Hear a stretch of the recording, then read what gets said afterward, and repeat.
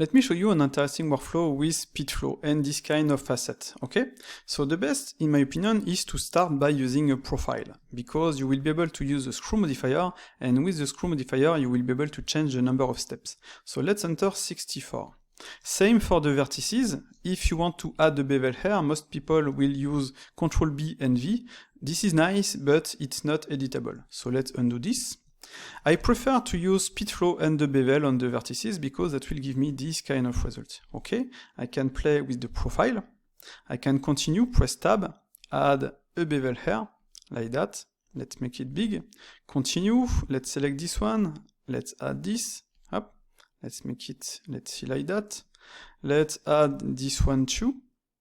Okay. So as you can see, I have different bevel. I can go back to every bevel I created.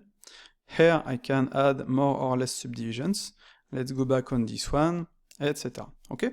So now I will select, let's see, all of this, up, this and this. I will add a subdivide. I will deselect the new point I created. And as you can see, just by adding a single vertex, that created some loops. Okay, so this is nice. On this one, let's add this bevel. Okay, this is nice.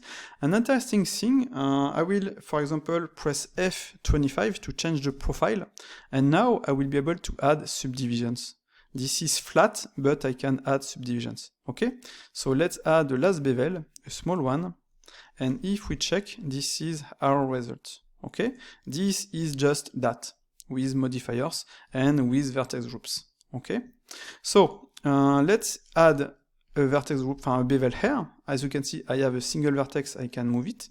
I can add a bevel on this one, up. And I can edit it like that, easy peasy. Go back, let's select this, let's add the same, up, let's make this.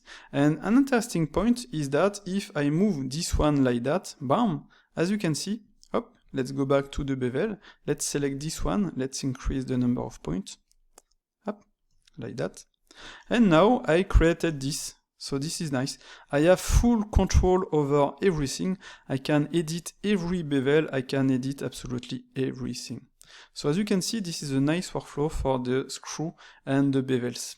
And this is just that.